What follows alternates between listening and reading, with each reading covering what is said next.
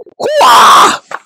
Welcome dito sa combat training area ng Philippine Army. Ang itetest natin ngayon ay ang SA9 9mm made by Akdas. Turkish na semi-auto submachine gun. Naalala ko noong aking kabataan, meron akong MP5EN na gawa sa Germany. Heckler & Koch. Ito ang katumbas niya ngayon. Tingnan natin kung kaya nating magpatama in the same way na niraratrat ko noon ang MP5EN. Subukan din natin sa semi-auto. Tingnan natin ang kanyang shot group. At simulan natin sa layong 5 meters, then pupunta sa 10 meters. Ang SA9 ay mayroong barrel length na 6.5 inches. Halos kaparehas lang din sa mga pistol, pero full metal jacket ang ating gagamitin. Patamaan natin doon sa letter A. Uy, low hitting.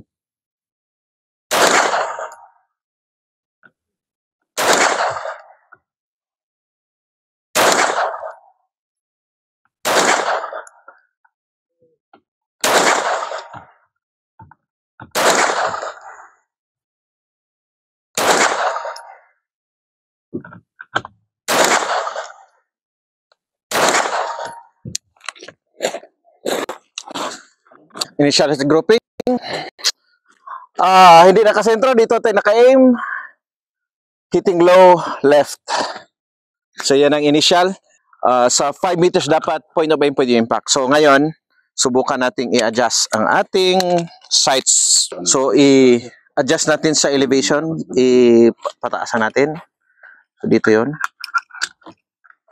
1, 2. Kasi malapit yon, then maliit yung kanyang value ng clicks. So therefore, ang gawin natin, damihan natin. So dito naman sa windage, hitting left tayo. So papuntahin natin sa right.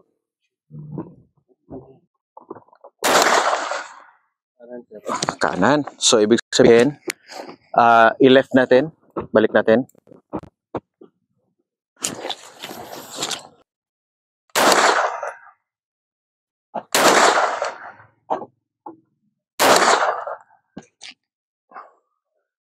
Left.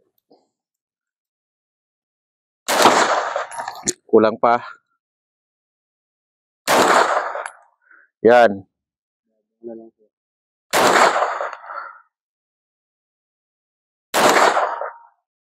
So nakita niyo, ang adjustment niya ay kaya siya mag left, right, ganyan. Dito lang tayo medyo problemado sa up. Naubusan na siya ng elevation. So, iputok natin sa malayo. Makikita natin kung mag-point of aim, pwede impact ba siya sa layo na 10 meters. Ito.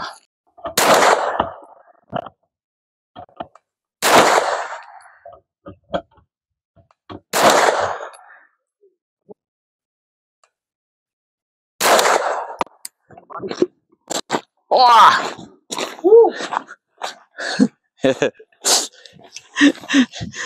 Kita nyo, ganda shot group niya, oh.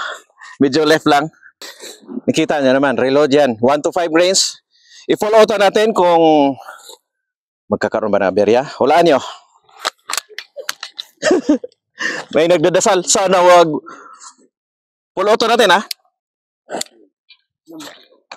Tapos, tingnan natin kung tatama ba lahat. May pasok ba? Wah!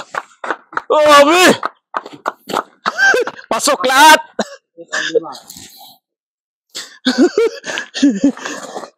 Pasok, 5 rounds.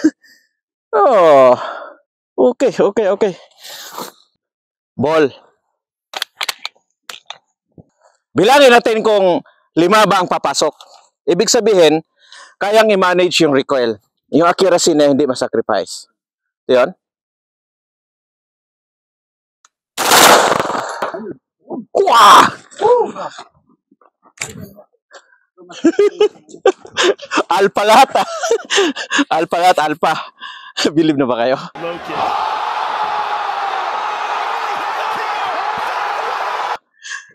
Sa palagay nyo, papasaba sa inyo ang standard ng SA9 by Akdas.